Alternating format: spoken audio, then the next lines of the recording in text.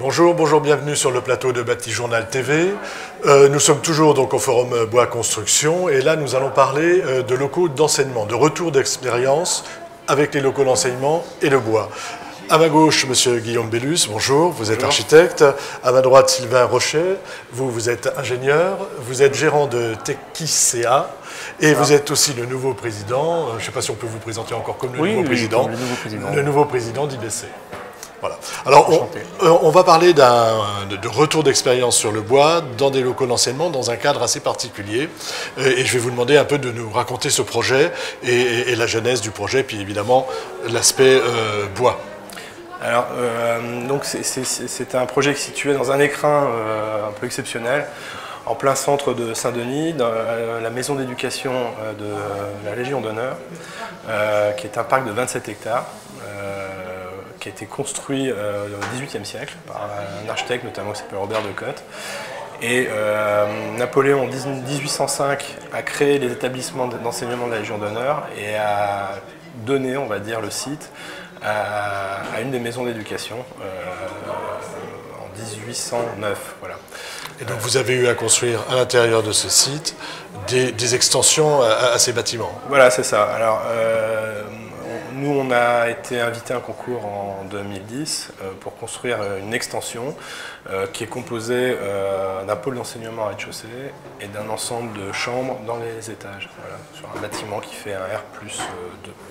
Et pourquoi vous en venez à proposer structure bois et bois apparent? Alors, on se retrouve dans un site qui a été construit au 18e, qui est un site très fort, en pierre, une très grande force architecturale, et on ne s'est pas rivalisé avec des bâtiments de cette force. Et donc, on a réfléchi à une façon de répondre autrement, et on s'est dit que le bois c'était une bonne idée, puisque c'est un matériau qui a toujours servi à la construction depuis que l'homme existe. Donc ça nous semblait intéressant, c'est un matériau qui a une valeur patrimoniale. Et puis dernière chose, c'est un matériau qui, à notre sens, pouvait apporter autre chose que ce qui existe sur le site, c'est-à-dire de la chaleur. Voilà, parce que c'est un site historique, donc c'est un peu pesant, il y a énormément de pierre, et là le bois va apporter quelque chose de plus chaleureux. Voilà, alors c'est très beau, mais il y a des courants d'air, il fait froid, c'est relativement inconfortable, donc c'est beau mais dur à vivre. Voilà. Et on s'est dit que nous, notre apport pouvait être aussi là-dessus, c'est-à-dire apporter du confort dans ce nouveau bâtiment. Voilà. D'accord. Vous pouvez nous le décrire assez rapidement? Alors c'est un bâtiment qui vient s'installer à une ancienne limite de l'abbaye, en lieu et place d'un canal qui a été remblayé, qui accompagnait donc le mur d'enceinte de l'abbaye. Donc on s'inscrit dans les traces de l'histoire. Et puis à proximité, même accolé à un bâtiment qui avait été construit dans les années 50 et qui n'avait pas été achevé. Et donc qui laissait sur le site un pignon en attente qui était assez dur. Donc tout le travail qu'on a fait dans nos compositions de projet, ça a été justement de concilier un peu toutes ces choses, redonner aussi un peu de relation avec la ville, puisqu'on est à un endroit du site qui est en relation directe avec la ville de Saint-Denis. Donc on voit aussi le bâtiment depuis la ville. Voilà, et donc notre bâtiment prend la forme d'une baïonnette, comme ça, et qui cherche à recomposer, on va dire, avec tous ces éléments et apporter des réponses à tous ces problèmes qui étaient posés à cet endroit-là. Alors, on a le projet Archi. Maintenant, on va aller voir ce qui se passe du côté de l'ingénieur, c'est-à-dire comment on transforme ce projet en un travail d'ingénierie et quels sont les choix techniques qui sont réalisés, j'imagine, avec vous. Comment tout ça s'imbrique? Bon, déjà, nous, on a appréhendé le projet avec effectivement beaucoup d'intérêt parce que nous, c'est vrai que le bois en tant que bureau d'études, c'est une conviction. Et travailler sur le matériau bois dans un site qui est quand même chargé d'histoire, c'est vrai que c'était assez important pour nous pour marquer un petit peu le bois dans cette page d'histoire. Pour revenir ajouter une page d'histoire dans une page d'histoire complémentaire. On parle beaucoup effectivement de transition et le bois s'inscrit énormément dans cette transition. Donc pour nous, c'était très très marquant et c'était très important. Ensuite, le projet tel qu'il était initialement conçu par Guillaume nous convenait très bien dans la trame réalisé parce qu'on a des bâtiments d'enseignement au rez-de-chaussée, des chambres à l'étage qui sont très tramées. Donc on avait une trame qui nous convenait bien au niveau de la structure bois, c'est-à-dire qu'on avait des trames de murs extérieurs porteurs avec la trame de couloir intérieur qui distribuait les chambres, qui était également pris en mur porteur, voilà, et avec des dalles de plancher qui portaient de façade à façade avec des appuis intermédiaires. Ces trames pour vous sont importantes parce que ça vous permet de bien dimensionner et de bien voilà, calculer les de bien calculer, charge. bien calculer, et c'est déjà dans la conception de départ, on a une conception qui est très rationnelle et qui pour nous, pour le bois, est très importante parce que ça simplifie aussi la mise en œuvre derrière. Et puis on est dans un site occupé, dans un parc chargé d'histoire avec des arbres centenaires également, et on doit préserver tout cet environnement, ce qui nous permet de travailler en éléments préfabriqués et d'avoir une nuisance, voilà, filière sèche, et d'avoir une nuisance la plus faible possible sur le chantier, et d'avoir une réalisation qui se fasse effectivement dans un délai relativement court pour minimiser les nuisances. Au plan des modes constructifs que vous choisissez, il y a d'un côté le CLT pour les planchers et voilà, l'ossature classique, on va dire, voilà, pour les façades et les murs. Donc pour quelles raisons vous faites ces choix?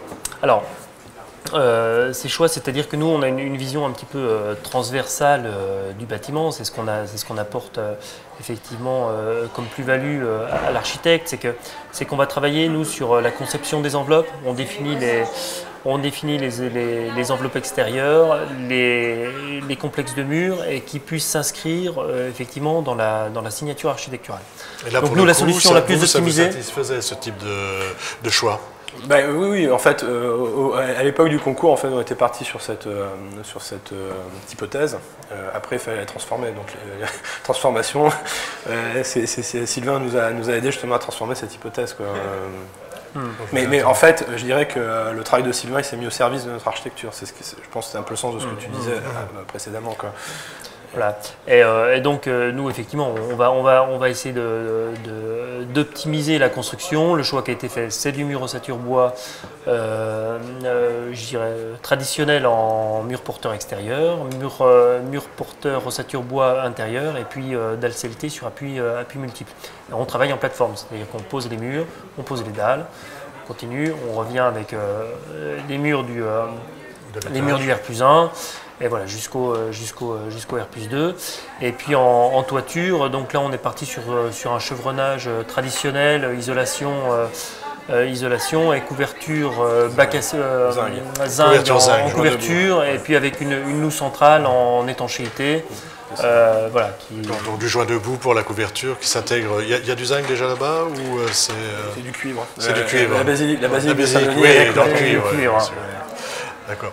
Alors, un sujet important dans les lieux d'enseignement, c'est l'acoustique. Oui. On a du monde qui passe, il y a des chambres, il y a des circulations. On sait que c'est l'un des reproches qu'on peut faire au bois. Donc, comment vous traitez ça? Donc c'est vrai que nous, bureau d'études bois, alors c'est vrai qu'on est bureau d'études de structure, mais aussi on est bureau d'études enveloppe. Et c'est vrai que quand on accompagne les architectes, on apporte des solutions qui sont réfléchies en termes d'acoustique, thermique également. Bon, on n'est pas acousticien, on n'est pas thermicien, mais on définit les complexes. Voilà, vous avez un complexe, voilà, vous savez que votre complexe va répondre aux contraintes thermiques et aux contraintes acoustiques. Là, on avait la chance sur ce projet-là de ne pas avoir de contraintes particulières de la part du maître d'ouvrage. Donc c'est vrai que l'objectif, c'était de laisser un maximum de bois apparent au niveau des chambres. Ce qu'il faut savoir, c'est que les usagers du pôle d'enseignement sont les usagers des chambres qui sont dessus. Donc, quand ils sont dans les espaces d'hébergement, ils ne sont pas dans l'enseignement et vice-versa. Ça explique aussi le pourquoi de cette souplesse qu'on a pu avoir. Effectivement, c'est juste de le souligner. Après, effectivement, c'est du bon sens. Donc le complexe de plancher, donc on est sur des dalles CLT en 140 ou 180 mm en fonction des configurations, avec un résilient acoustique, une chape. Et puis en sous-face, effectivement, côté chambre, on a gardé les sous-faces apparentes. Et effectivement, là où on s'est posé la question, c'est sur le couloir de circulation, effectivement l'isolation entre le couloir et les chambres.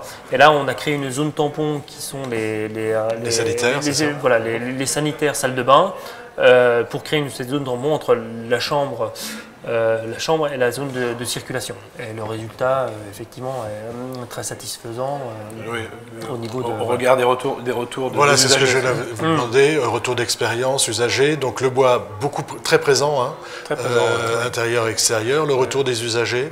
Le retour des usagers, moi j'y étais la semaine dernière et ils y sont depuis bientôt 6 mois et à chaque fois que j'y vais, on est remercié, quoi. Donc c'est qu'il y a effectivement un vrai plaisir à habiter. Voilà. Il y a un vrai plaisir à habiter ce bâtiment.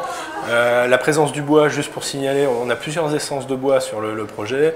On a donc en extérieur, on a donc du mélèze, des menuiseries en mélèze qui sont coordonnées avec le bardage. Les ossatures visibles sont en Douglas. Tu m'arrêtes si je me trompe. Non, vas-y. Les planchers CLT sont en épicéa. On a un plâtre la chaîne massif dans les espaces du rez-de-chaussée, puisque la volonté de conserver les sous-faces apparentes nous a obligés à des stratégies, et notamment à créer un carneau au rez-de-chaussée pour faire passer tous les réseaux qui alimentent le bâtiment. Donc on a donc ce plâtelage en chaîne massif, qui est un bel ouvrage. Et puis, dernière chose, les menuiseries extérieures, on a des bâtis de porte qui sont en charme naturel. Menuiserie intérieure. Menuiserie intérieure, pardon. D'accord, donc en fait, vraiment un catalogue entre guillemets de bois. Il n'y a pas un risque que ça soit un peu différent dans les... Justement, non, ça marche bien. Ça marche bien. Parce qu'en fait, les essences sont marquées par une lecture architecturale. Voilà. C'est-à-dire qu'effectivement, on a des poteaux de façade, donc on a une trame, ça, c'est la trame en Douglas, voilà, verticale en Douglas. À l'intérieur, tous les horizontaux sont traités épicéa. Donc on a les circulations donc en chaîne, donc on a une lecture architecturale.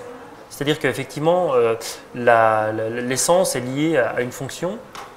Et donc ça se lit très très bien.